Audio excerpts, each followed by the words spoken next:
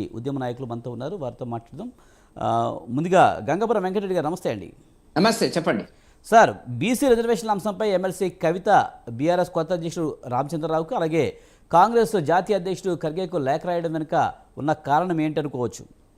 ఇప్పుడు ఒక్కటే విజయ్ గారు, కవిత గారు బీసీ వాదం ఎత్తుకున్నదా ఎత్తుకోలేదా, ఎందుకు ఎత్తుకున్నది, ఎక్కడొచ్చింది తేడా అనేటువంటి విషయాలను పక్కకు పెడితే, ఆమె మా రామచంద్ర గారికి లెటర్ రాయడేసినటువంటి హక్కు లేదా మాకు? ఆమెకి ఏం సంబంధం అండి? మాకు రాయడానికి పద్ధతి కాదది.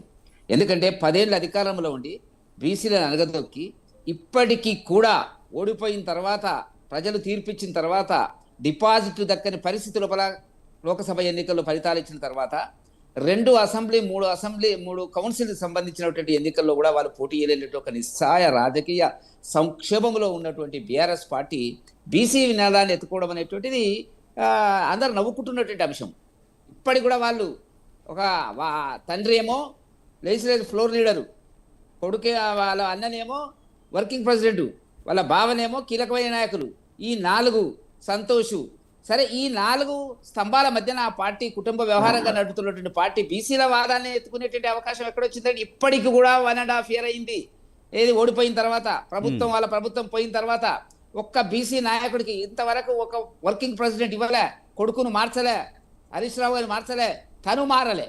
కాబట్టి ఇవాళ కవిత ఎత్తుకున్నటువంటిది ఎట్లా ఉందంటే, 100 ఎలుకలను తిన్న పిల్లి హజ్ యాత్రకు పోయినట్టుంది. వాళ్ళు బీసీ వాదం ఎత్తుకుంటే నవ్వొస్తుంది నాకు. జనంలో ఆ చర్చ జరుగుతుంది. ఏం చేసినారు? 10 సంవత్సరాలు అధికారం ఇచ్చిన తర్వాత, సామాజిక తెలంగాణ అన్న తర్వాత, సమాజంలో ఉండేటువంటి అన్ని వర్గాలకు, ముఖ్యంగా బీసీలకు, దళితులకు, గిరిజనులకు సరి అయిన స్థాయము అనేటువంటిది రాజకీయంగాను, ఆర్థికంగాను, విద్య మొదలైన రంగాలలో ఇవ్వవలసినటువంటి పార్టీ ఇవాళ ఏం చేసింది? మేము జాతీయ స్థాయిలో ఎవ్వరూ చేయనటువంటి దేశంలో 75 సంవత్సరాల చరిత్రలో నరేంద్ర మోదీ గారిని ప్రధానమంత్రి చేసినటువంటి సందర్భం ఉంది.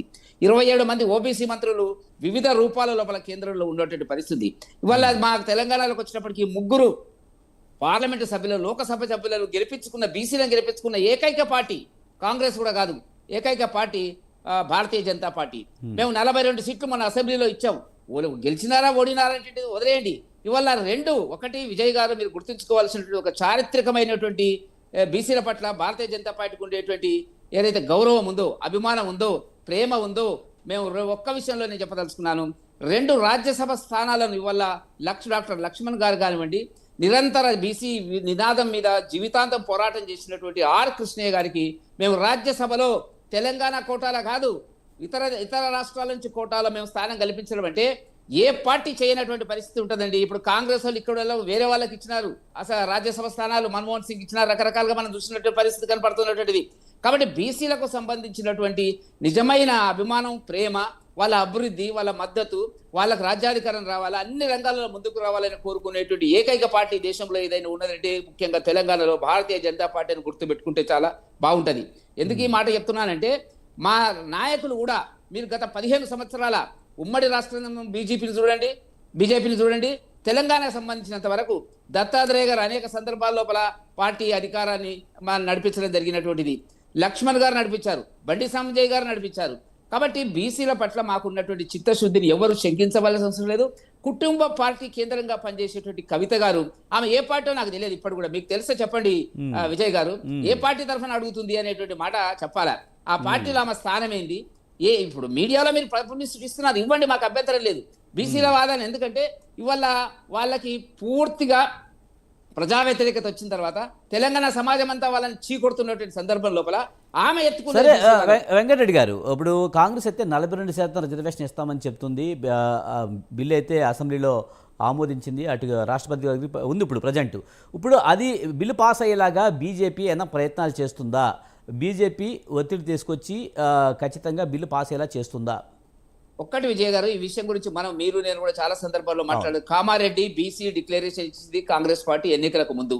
ఇచ్చే ముందు ఏం ఆలోచించింది, వాళ్ళ వ్యూహాలు ఏంది, వాళ్ళ ఎత్తుగడలేంది, దానికి సంబంధించిన వివిధ అంశములు ఏమిటి, అసెంబ్లీలో బిల్లు పెట్టినారు, ఉభయ సభల్లో పెట్టినారు, మేము ఏకపక్షంగా దానికి మద్దతు ప్రకటించడం జరిగినటువంటిది.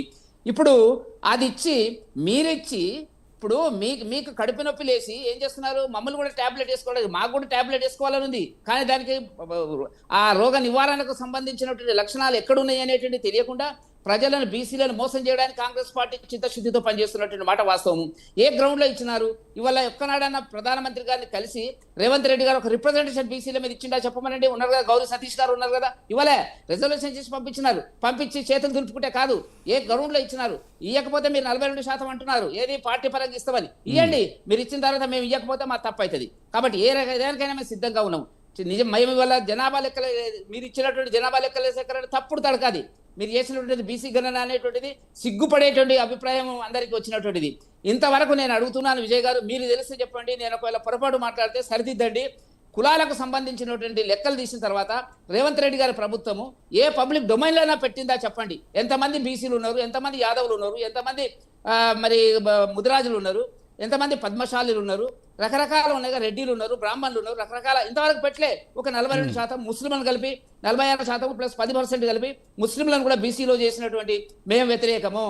ముస్లింలను బీసీలో కలపడం అంటే అసలు బీసీలకు, నిజమైన బీసీలకు, ఆ వర్గాలకు అన్యాయం చేయడం అనేటువంటి మాట మేము అంగీకరించము. ఏదైనా రావాల్సి వస్తే 46 కాదు, 56 కాదు, ఏదైనా బీసీలకు రావాలని కోరుకుంటున్నటువంటి భారతీయ జనతా పార్టీ. అందుకే మేము లెక్కలు, జనాభా లెక్కలు దాన్ని భాగం చేసినాము. ఇప్పుడు దానికి సంబంధించినటువంటి అంశాలకు వచ్చేటప్పటికి అది ఊహాజనితమైన ప్రశ్న. ఇప్పుడు ఎంబడి ఆ ఒక్క కేసును తీసుకునే పరిస్థితులు దేశం మొత్తం మీద బీసీలకు సంబంధించి రావాలా? రేపు జనాభా వచ్చిన తర్వాత వాళ్ళకి చట్టసభ వెంకటరెడ్డి గారు మనం మాట్లాడదాం. బ్రేక్ తర్వాత డిబేట్ కంటిన్యూ చేద్దాం. ఇప్పుడు బ్రేక్ తీసుకుందాం. చూస్తూనే ఉండండి.